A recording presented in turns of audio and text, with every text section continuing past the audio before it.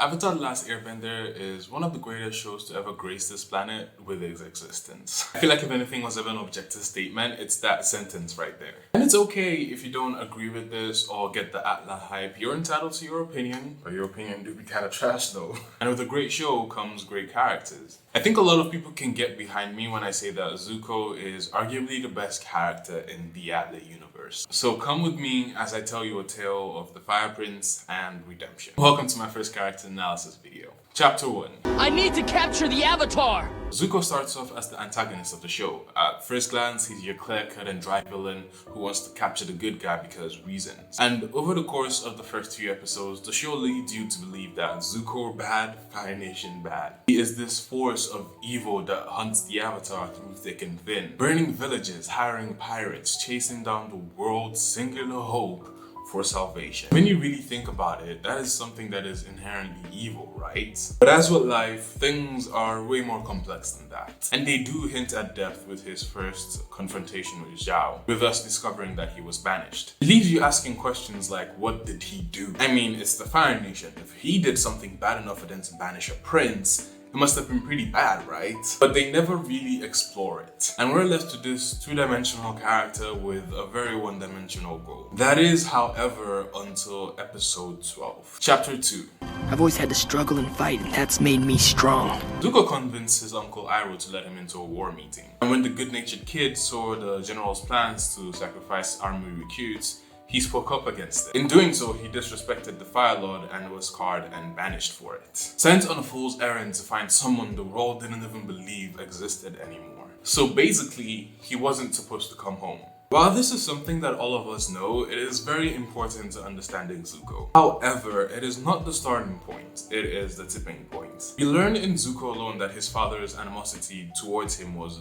very present way before that moment in the war room, because of the things his mother Ursula did and said as discovered in the comics. But Zuko doesn't know that. All he knows is that where fathers are supposed to love and care for their child, his seems to hate him, which means he must be doing something wrong and it's his duty to fix it. And that is where it all stems from. Zuko wants more than anything to win his father's affection and approval, which is why he was able to chase someone believed to be dead for over 100 years so fervently. To him, it's no different because he's always been trying to win his father's approval. Getting banished just makes that a little bit harder and nothing else. He has a chip on his shoulder. It's what gives him his drive regardless of the situation. Chapter 3. There's no honor for me without the Avatar. Zuko has always been someone who values honor. I mean, I don't think a single episode has gone by that he is in that he does not say the damn word. It's something he picked up from his mother and Iroh in his early stages, cause he sure as hell didn't learn it from this motherfucker. Take note of exactly what Zuko says to convince Iroh to let him into the war meeting. If I'm gonna rule this nation one day, don't you think I need to start learning as much as I can?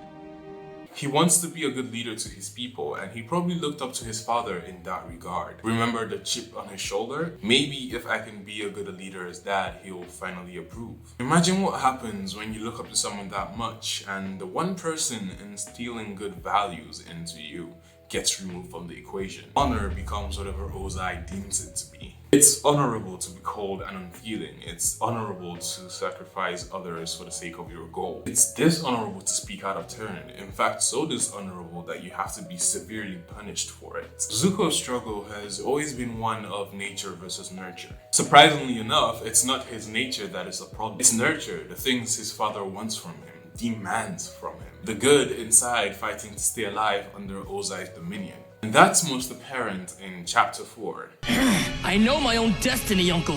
Zuko has a certain dichotomy to him. Call it an innate anger, trauma from being under Ozai for so long, or just plain teenage angst. I personally like to think it's a combination of all three. But regardless, there is a more ruthless, immoral side to him. And the writers had a very interesting way of showing that, with separating Zuko and the Blue Spirit. He sometimes leans in very deeply to that dark side with the spirit, mugging people, blades to the throat, and a lot of other things that follow suit. This version of Zuko channels what he learned from his father. Use people as a means to an end and fear as a method of control. And this dark side could have easily taken over if not for Iroh. I feel like I have severely underestimated Iroh's part in Zuko's development throughout this whole video. While Zuko has it in his head that Ozai can give him everything he's ever dreamed of, Iroh is trying to dissuade him of that extremely flawed notion. And while Zuko disagrees with his uncle in earnest, he still values him more than he admits. Again with the dichotomy. A classic example is when Azula shows up to tell him that his father wants him back. Iroh knows this for a trick right away and tries to help Zuko realize that too, but he's so blinded by the thought of finally receiving his father's approval that he just goes anyway. Yeah, he values his uncle. I mean, just look at the way his face lights up when he finds out that Iroh is tagging along. But ultimately, that goal of restoring his honor matters more. The conflict within him continues, reinforced by the different aspects of his journey. Him finding out how horrible his country is making things for everyone else, realizing people hate him and hate the Fire Nation throne. But even with all this, he still refuses to accept that his father is wrong, because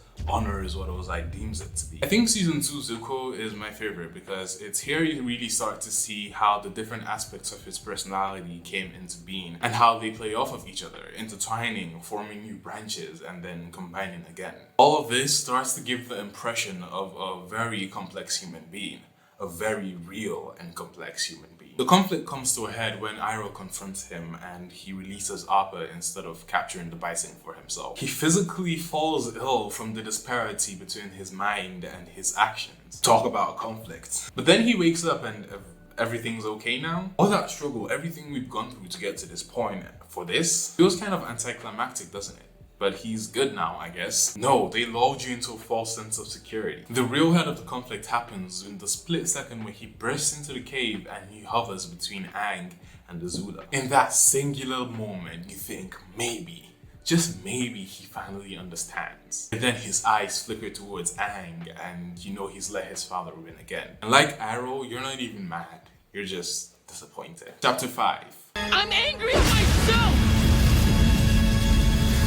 Zuko's relationships have shaped him throughout his life. Iroh and his mother both have a duality in the sense that they're both his mentor and both act as a guardian figure, teaching him right from wrong and also instilling a sense of honor in him. His relationship with his father has warped that sense of honor, and his relationship with his sister makes him feel less than. But there is a relationship that Zuko has neglected for a long time, his relationship with himself. When you get belittled and criticized for most everything you do, or when you get no affirmations, it starts to feel like every step you take is the wrong one. You get so clouded in your mind that even when you get your freedom, you start to fixate on the things that are out of your control instead of the things that you can do. You say you have no choice when you have all the choice in the world. And that is exactly what happened with Zuko. I did what I had to do in Ba Sing Se, and you're a fool for not joining me. That sentence right there is the result of Ozai living rent-free in his head for so long. And that constant war between nature and nurture gets extremely violent. He becomes so confused with what to do, even though he's supposed to be at his happiest. He has everything he's ever wanted. The girl, the adoring subjects, his father's approval. But he's frustrated and he doesn't know why. And even worse, now he has no one to even attempt advising him. He tries to reconcile with his uncle, but Iroh won't help him. What does he do? He leans into the darkness again because it's easier than doing the right thing. He might have discarded the mask back in Ba Sing Se, but the blue spirit is still very much with him. Walking the streets late at night with a hood, breaking into prisons, threatening innocent guards, and hiring assassins. All, in essence, the things he learned from his father. But it all comes to a head on Ember Island when he's confronted by his friends. And he explodes that he's angry with himself because he's not sure if he knows the difference between right and wrong anymore. But the thing is, I think Zuko does know. He's just terrified that he can't keep taking the right step once he starts. It comes full circle because it's after another war meeting that his life changes yet again. He starts to accept the truth that has been right in front of him his whole life. He was the perfect son, but he wasn't him. He curbs that fear and stands up to his father in one of the most satisfying scenes I have ever seen in fiction. He needed that moment with his father, but unlike other similar scenes in the series, he needed that moment for no one other than himself. It's where he finally admits that he's been unable to face the truth about himself and the world around him. He finally realizes that he needs no one else's acceptance, and honor is something you earn for yourself. Chapter 6. If you won't accept me as a friend, then maybe you'll take me as a prisoner. Zuko sets out to join the Avatar and his friends, and of course he gets outright rejected, but it's here we really start to see the change in his behavior. Prideful and arrogant Season 1 Zuko would have handled the situation completely differently. Whereas this Zuko gets on his knees and asks them to take him as a prisoner instead, finally following Iroh's advice. Only true humility is the antidote to shame. He knows he's done wrong, and he's not doing all this to get them on his side. He's doing it because it's the right thing to do. And he puts in the effort to get better, sacrificing his time to help each member of the team, showing kindness where he would have shown anger and resentment. And one thing I really like about his arc is that it's not a complete 180. He still has moments of dark, and the dark side will seep out every now and then, like with Katara and this motherfucker. Even as far as the comics, he still struggles to do what's right. But ultimately, he's learned to accept himself, and he always strives to do better.